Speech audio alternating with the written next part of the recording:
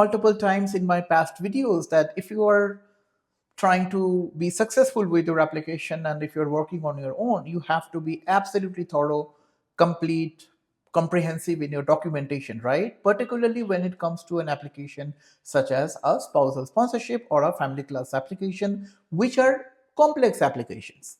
The story that I'm going to tell you is the one for somebody who was not good at documentation, and that bad documentation ended up being a successful one in a very interesting way. So the sponsor launched a spousal sponsorship application for to sponsor her husband. The documentation was not good. There was lack of photographs, lack of storylines, lack of relationship proof. Almost everything was incomplete. She started watching my videos after submitting that application because she had cohabited with her now husband when they were students in Canada. And she was anticipating a kind of an additional document request and a procedural fairness letter, etc., predominantly based on my videos. Indeed, she received an additional document request from CPC Mississauga. Expected.